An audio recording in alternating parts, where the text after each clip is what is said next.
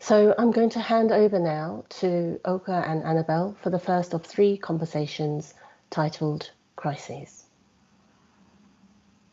Thank you so much, Susan, for introducing us. So thank you to all of you for attending. Annabel and I are really excited about sharing this conversation with all of you. Please feel free to formulate your questions as they arise. So we chose Crises Multiple as the title for this first episode, this first part of the series, because crises, they are multiple and intersecting. And we constantly are asking each other, who are we as people affected by the COVID-19 pandemic, affiliated with UAL, who are the myriad populations that are represented among the faculty, staff, and students at UAL and those affiliated with the university. What is actually going on, which is, I'm sure, a question that we're all asking on a daily basis and have been asking since the beginning of the pandemic, and what indeed is the quote-unquote new normal, what was in fact the old normal, and what are we looking towards in the future. Annabel and I are both disabled women of what we're choosing to call the majority world, which is a term that we prefer to encapsulate our heritages as opposed to Western ideas of very Eurocentric, very Anglo-centric notion of what is actually the minority world. We're both disabled women of Indonesian heritage. Actually, our mums come from villages not far from each other.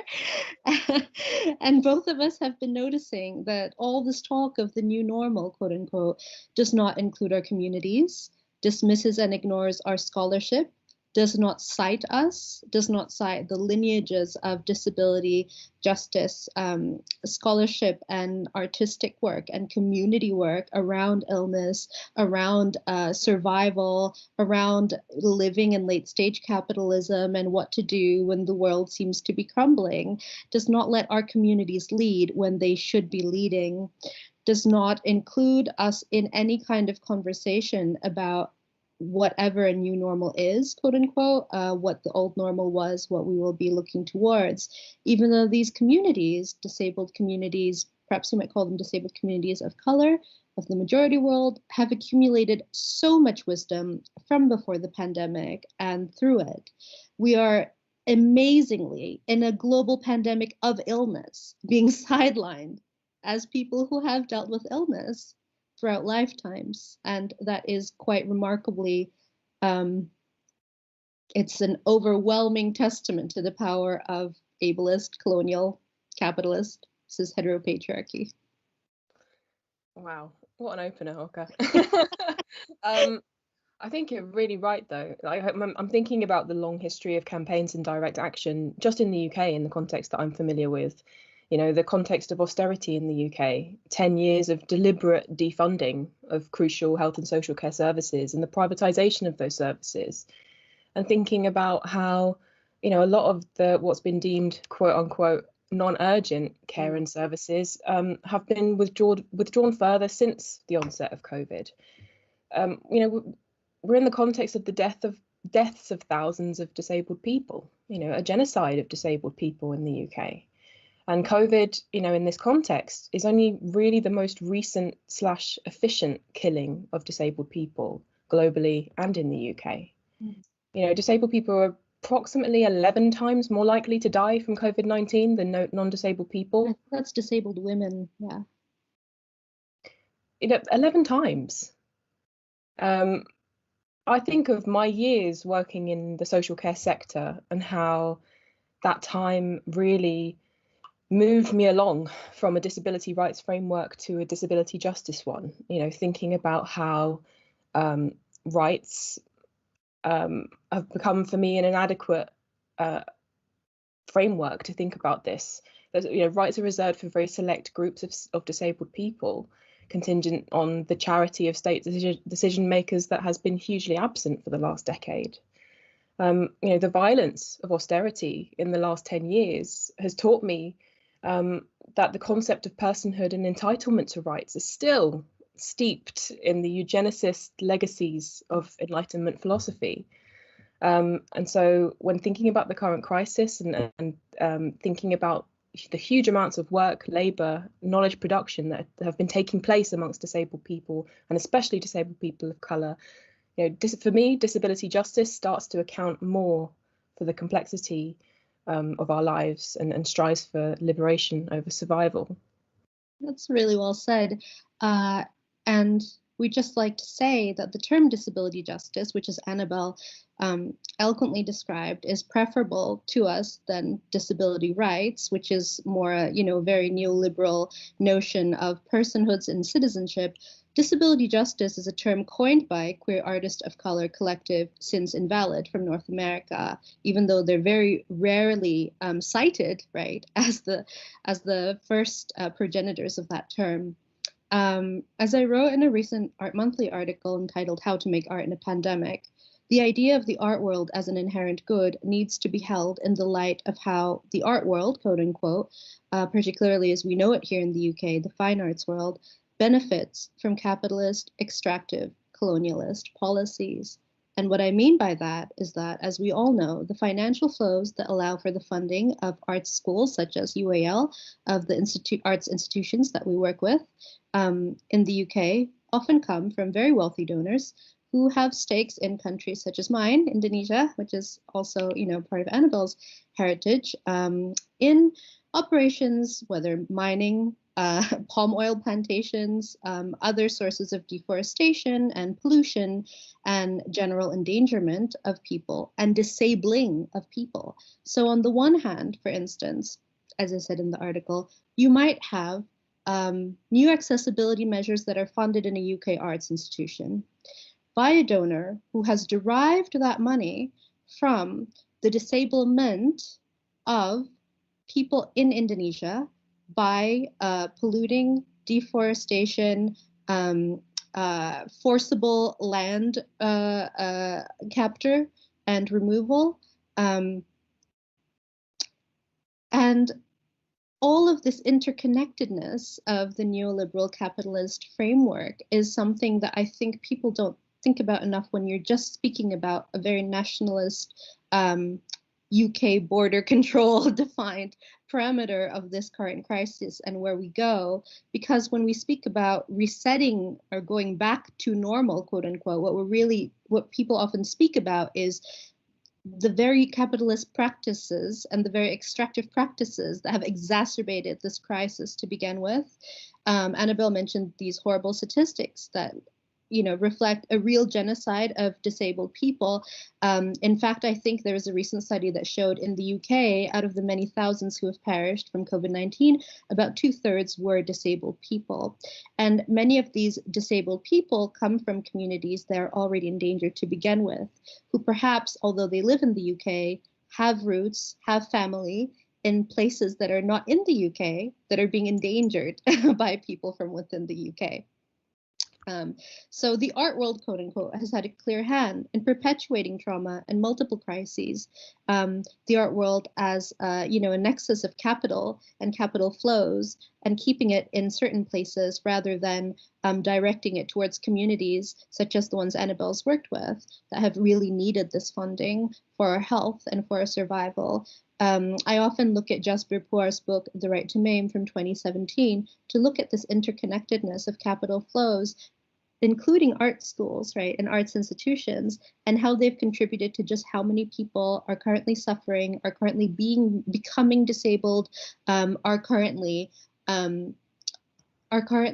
not here with us, who have passed away because of this breaking down of the social safety net, and therefore we as practitioners of the arts within the UK and as members of UK art schools have to acknowledge our complicity in endangering people not only in the UK but around the world. Thank you, Oka. We were really already in crisis, and who's been most impacted by these crises is global. I'm thinking, I really like how you've woven, I appreciate how you've woven art schools into this kind of interconnected flows globally. And I think as well about how that crisis exists within the art schools themselves that are situated in the UK. Thinking about crisis of racial harassment as written about in the report by the Equality and Human Rights Commission just last year. I'm going to put a link in the chat.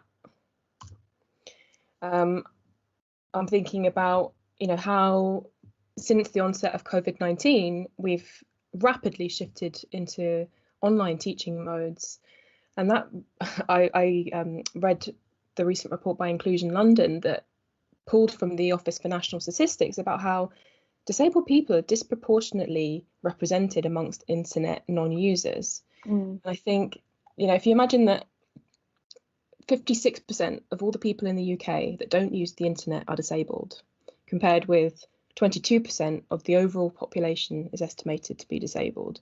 That's more than doubly represented amongst people who don't use the internet. In this shift to online teaching, in this crisis, in this response to crisis, this reliance on the online, who gets left out of that? Who gets marginalised again? The same people that have not been allowed into the building prior to COVID-19, who we don't find at art schools, still find themselves marginalised in the online mode as much as in the physical mode. I'm thinking as well about, how much evidence has arisen about the disproportionate impact of ableist structures on Black disabled people in the UK, and about the intersectionality of disability. How Black Lives Matter is seen as a crisis that kind of operates in parallel to COVID, but actually is very much overlaid, and it's not a new crisis as well. Yeah, you and I have both learned so much from the Black disabled activists and artists that we are in community with. Black Lives Matter has always been timely and urgent since it began in the early 2000s, early mid 2000s, and it is not a now moment. Recently Silver Press did this amazing series called Revolution is Not One Time Event, which I highly suggest you look up, because it is not just, and it's not just the death of George Floyd, contrary to many PR supported statements by arts institutions, right? It's so many deaths of Black people in the UK and in the US, including those endangered even more by COVID because of structural racism and institutional racism, including the Black artist and staff, student, faculty that consider themselves members of UAL, who have been clamoring at UAL and other art schools for racism to be addressed and abolition to be enacted for long, long before this COVID-19 crisis. We will send you links in the email following this event if you want to connect and help our Black colleagues in the movement, who should always be leading the movement, especially our Black disabled colleagues, whether in the States, in the UK, and elsewhere. What we're dealing with right now, as you said, Annabel, very rightly, Black Lives Matter and COVID-19, they're part of the same crises. They're part of the same traumatic multiple crises. The pandemic interconnects with multiple supremacisms and systems, multiple countries, multiple positionalities. And when I think about that, this vast context, and how often crisis pushes us to think about the now, I'm having to ground myself and ask, who has been doing this work? I can speak to UAL in terms of the UAL lineages that I'm part of.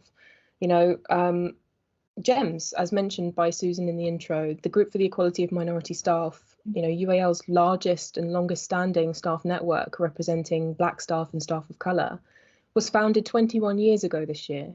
So in 1999 was founded by Avril Horsford, sadly not with UAL anymore. I think about Shades of Noir, founded in 2009 by Aisha Richards.